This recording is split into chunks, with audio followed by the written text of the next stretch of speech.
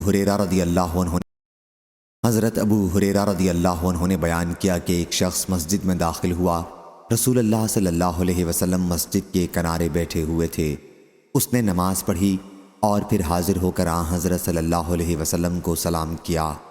آن حضرت صلی اللہ علیہ وسلم نے فرمایا وعلیک السلام، واپس جا اور دوبارہ نماز پڑھ کیونکہ تم نے نماز نہیں پڑھی۔ وہ واپس گئے اور نماز پڑھی۔ پھر نبی کریم صلی اللہ علیہ وسلم کے پاس آئے اور سلام کیا۔ آپ نے فرمایا وعلیک السلام، واپس جاؤ پھر نماز پڑھو کیونکہ تم نے نماز نہیں پڑھی۔ وہ واپس گیا اور اس نے پھر نماز پڑھی۔ پھر واپس آیا اور نبی اکرم صلی اللہ علیہ وسلم کی خدمت میں سلام عرض کیا۔ آپ صلی اللہ علیہ وسلم نے جواب میں فرمایا وعلیکم السلام، واپس جاؤ اور دوبارہ نماز پڑھو کیونکہ تم نے نماز نہیں پڑھی۔ ان صاحب نے دوسری مرتبہ یا اس کے بعد عرض کیا یا رسول اللہ مجھے نماز پڑھنی سکھا دیجئے۔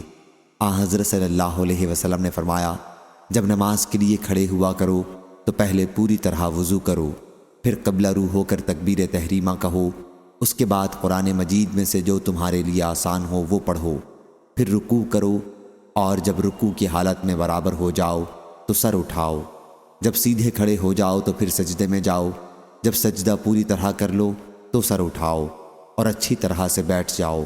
یہی عمل اپنی ہر رکعت میں کرو۔ اور ابو اسامہ راوی نے دوسرے سجدے کے بعد یوں کہا پھر سر اٹھا یہاں تک کہ سیدھا کھڑا ہو جا۔ صحیح بخاری حدیث نمبر 6251۔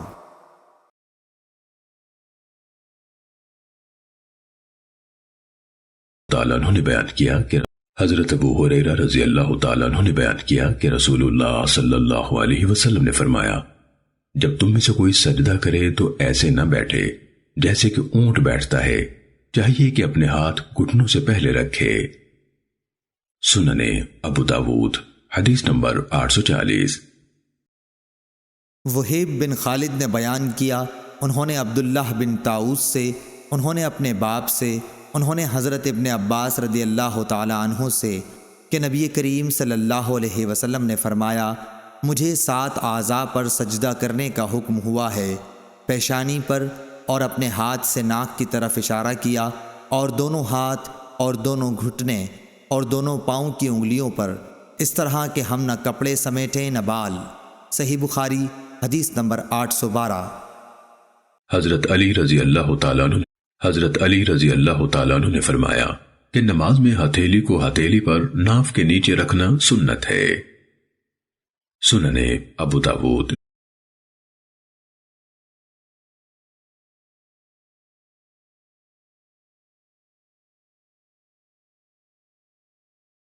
امام مالک رحمۃ اللہ علیہ نے ابو حازم بن دینار سے، انہوں نے سہل بن سعد رضی اللہ تعالیٰ عنہ سے روایت کیا ہے کہ لوگوں کو حکم دیا جاتا تھا کہ نماز میں دایاں ہاتھ بائیں کلائی پر رکھیں۔ ابو حازم بن دینار نے بیان کیا کہ مجھے اچھی طرح یاد ہے کہ آپ اسے رسول اللہ صلی اللہ علیہ وسلم تک پہنچاتے تھے۔ اسماعیل بن ابی اویس نے کہا یہ بات حضرت صلی اللہ علیہ وسلم تک پہنچائی جاتی تھی، یوں نہیں کہا کہ پہنچاتے تھے۔ صحیح بخاری حدیث نمبر 740۔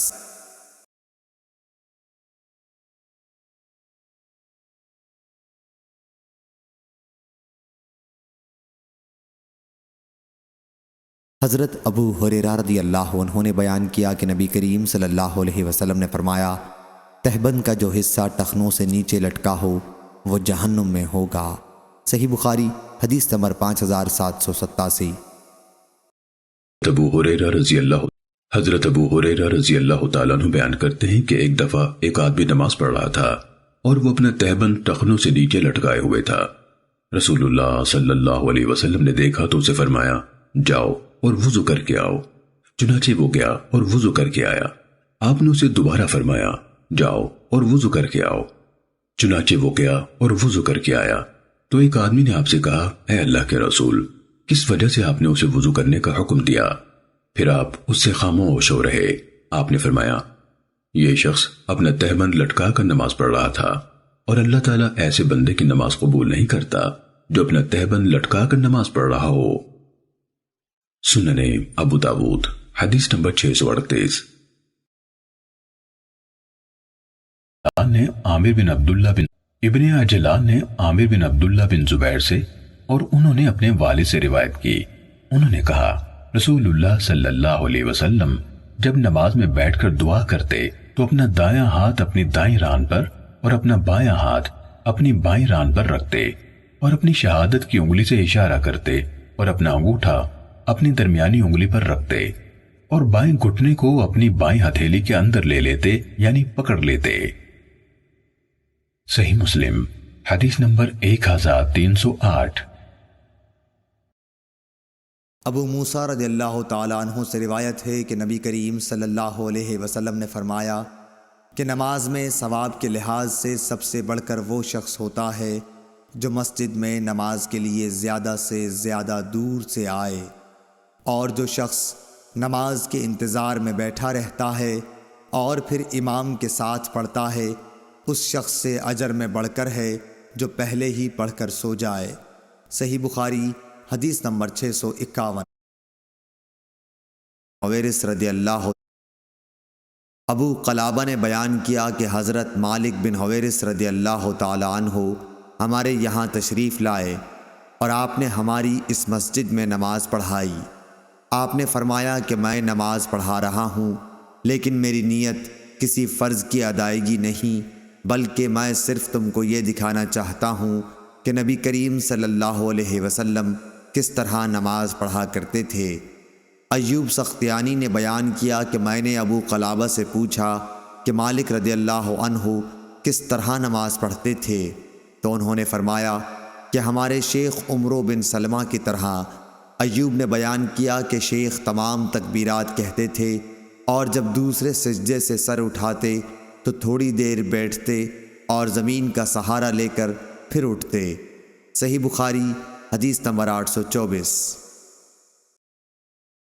محمد بن عمرو بن عطا نے بیان کیا دوسری سند اور کہا کہ مجھ سے لیث نے بیان کیا اور ان سے یزید بن ابی حبیب اور یزید بن محمد نے بیان کیا، ان سے محمد بن عمرو بن حلحلہ نے بیان کیا، ان سے محمد بن عمرو بن عطا نے بیان کیا کہ وہ نبی کریم صلی اللہ علیہ وسلم کے چند اصحاب رضوان اللہ علیہم کے ساتھ بیٹھے ہوئے تھے کہ نبی کریم صلی اللہ علیہ وسلم کی نماز کا ذکر ہونے لگا، تو ابو حمید ساعدی رضی اللہ تعالیٰ عنہ نے کہا کہ مجھے نبی کریم صلی اللہ علیہ وسلم کی نماز تم سب سے زیادہ یاد ہے۔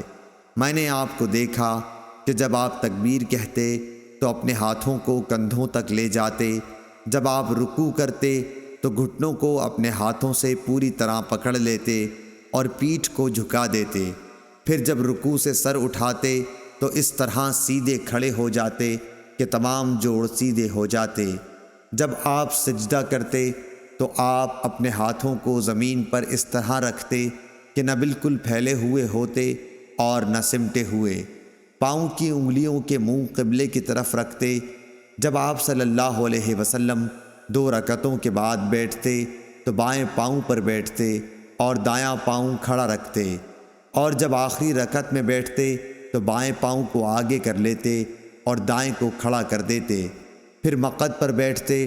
لیث نے یزید بن ابی حبیب سے اور یزید بن محمد بن حلحلہ سے سنا، اور محمد بن حلحلہ نے ابن عطا سے اور ابو صالح نے لیث سے کلو فقارم مکانہ نقل کیا، اور ابن المبارک نے یحییٰ بن ایوب سے بیان کیا، انہوں نے کہا کہ مجھ سے یزید بن ابی حبیب نے بیان کیا کہ محمد بن عمرو بن حلحلہ نے ان سے حدیث میں کلو فقارن بیان کیا۔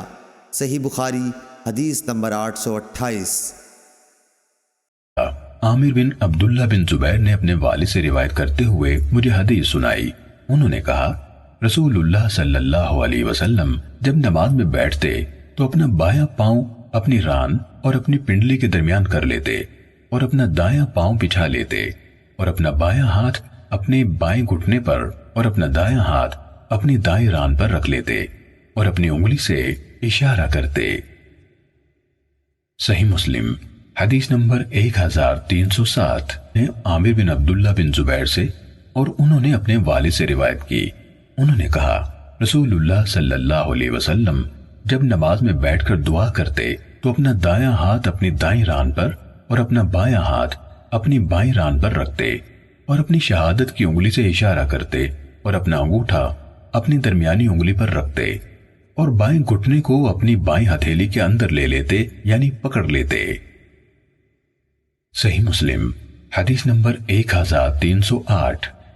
حضرت وائل بن حجر رضی اللہ تعالیٰ عنہ سے روایت ہے، انہوں نے فرمایا میں نے ارادہ کیا کہ میں ضرور اللہ کے رسول صلی اللہ علیہ وسلم کی نماز کو بغور دیکھوں گا کہ آپ کیسے نماز پڑھتے ہیں۔ میں نے غور سے دیکھا، پھر انہوں نے بیان کیا کہ پھر آپ بیٹھے اور اپنا بایاں پاؤں بچھایا اور اپنی بائیں ہتھیلی اپنی بائیں ران اور گھٹنے پر رکھی اور اپنی دائیں کوہنی کا کنارہ اپنی دائیں ران پر رکھا، پھر اپنے دائیں ہاتھ کی 2 انگلیاں بند کی اور درمیانی انگلی اور انگوٹھے سے حلقہ بنایا، پھر اپنی انگشت شہادت کو اٹھایا۔ میں نے آپ کو دیکھا، آپ اسے حرکت دیتے تھے اور اس کے ساتھ دعا کرتے تھے۔ یہ روایت مختصر ہے۔ سنن نسائی حدیث نمبر 1269۔